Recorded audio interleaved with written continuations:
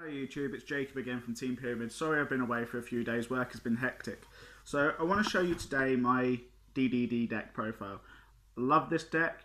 I wish it was more competitive now. It only had like 2 weeks in the spotlight before it got overtaken by like Zodiacs and all that. I really like the deck. I've done it so you can play it with links or without. The extra deck for me has only got 14 cards in, however I do run multiple Decode Talkers, so that's the reason why I put Decode Talker in here, or just a generic rank 3, so that way you can go ahead and use the extra deck a bit more. I'm not playing the deck that much, that's why it's not in there, so I thought I'd clear that up. So let's get into this now.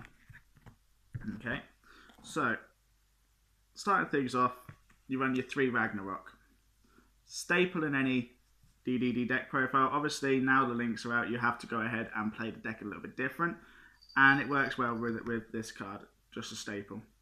Then I run 3 Thomas.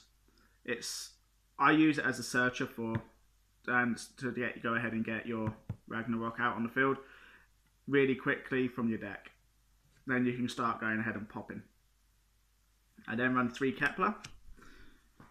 So Kepler is your searcher for your spell, for your Dark Gate, and then obviously it's also one of your highest scales in here, so you go ahead and use that as well for your pendulum summon. I then run 2 Compass. So I run him because he's your rank 1, and it just synergizes well with the decks. Obviously his effects you don't really use, you mainly use him for the scales though.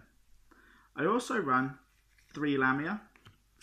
So again, the fact that you can just special summon this card after using it once, just by pitching one from the grave, works brilliantly with this deck.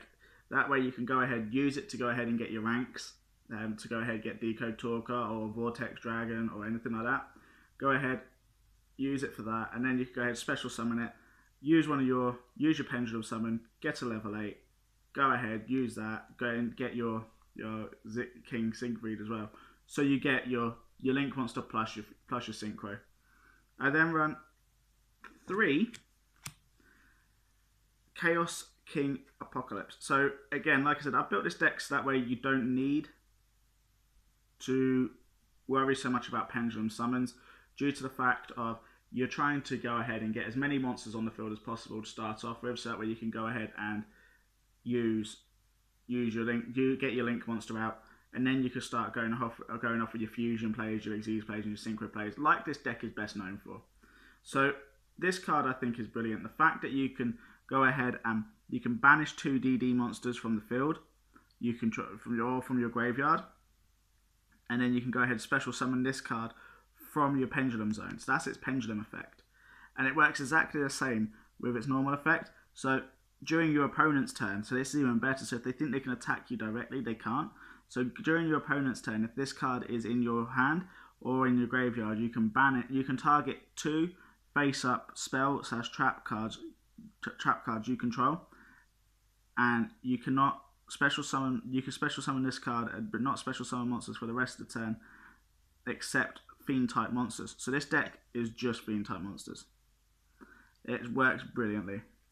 Then I also run 3 of the Swell Slimes. I run 2 of the Necros. Like I said, I've cut that down to 2 now because obviously you're using other cards to banish now, so you don't want to go ahead and banish all your DD monsters straight away. And obviously you're not fusion summoning as fast now, so you need to go ahead and get other resources on the board. I then run 1 DD Baphomet. Obviously the level manipulation of this card works well, so if you're in a clutch moment and you don't have any of your level 8s or anything like that you need, you can go ahead and use that, manipulate its level, and then you can go ahead and use Lamia. So I also run 3 Doomdog Oculus. So I run 3 of him because if this card is sent from your field to the graveyard, add 1 level 8 Fiend-type monster from your deck to your hand. You can only use the effect of Doomdog once per turn, yeah. However, because you're going ahead and sacrificing your monsters to get your bigger monsters out anyway, this card works well, and especially if it's attacked over as well. You go ahead, get your Thomas to your hand, or your Ragnarok to your hand. Works really well. So that's it for the monsters. Off to the spells. Of course, you run the 3 Dark Contract with the Gate. Your Searcher of the deck, it's needed. You then run your 2 Dark Contracts with the Swamp King. So this is another way you can fuse. Again, it's still needed in the deck. I then run 2 trade-ins for draw power. Obviously, this deck goes and gets your level 8 to your hand pretty quickly, so you can go ahead and use them for draw power if you need to draw more resources. I then run 2 Pot of Acquisitive. So the fact that you can recycle your cards that you banish and then reuse them, and then you can go ahead and also get your draw, I think that's really good. This card has won me so many games. I then run 2 Pendulum Fusions as well. So I only run 2 of them because, like I said, you're not fusion summoning that much. However, it does come in handy when you need to get over a big monster. I then run 1 Barrier from a different dimension. So again, the fact that you can just recur your resources from the fact that you banish them, get them back. The deck banishes a lot. It's neither here nor there. It's what you need to run. And lastly, I run 1 Dark Contract with the Witch. So the fact that this card boosts your fiends by 1,000 attack just works brilliantly, and the fact that you can go ahead and get rid of targets on the field as well works really well. So that's it for the main deck. Going off to the extra deck, I run 3 King Siegfrieds. So you can go ahead and stop 3. If you have 3 of them on the field, you can go ahead and stop 3 face-up spell trap cards activating. No matter how many times I play this, the look on your opponent's face when you go ahead and stop a spell trap card that they activate with this card's effect, the look of hatred on their face, it never gets old. I then run 2 Super Doom King Bright Armageddon. So I run 2 of him. Mostly because he's easy to get into and he's a new one there, so it does help the deck. I run 2 The Ark,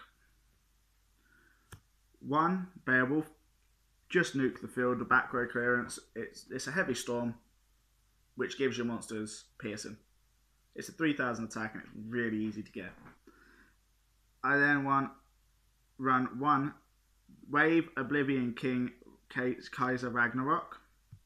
So the fact that you can steal your opponent's monsters with that and still then attack, it's brilliant. And it gets attack boost for it, so it's just brilliant. Then run 1 D.D. Flame King Genghis. So I don't want to run any more than 1 of them. Obviously, you're not fusion and pendulum summoning that much anymore. You're not fusion summoning and synchro summoning and Xyz summoning that much anymore. It's good when you do have your link monsters out in the field if you put link monsters in here. I then run 2 D.D. Super Doom King Armageddon. So the fact that when they get destroyed, they can go ahead and go into your pendulum zones is really good. So regarding that and that, they're both rank 1. They're both level scale 1s. Works really good. I then run 2 D.D. Duo Dawn King Kaya.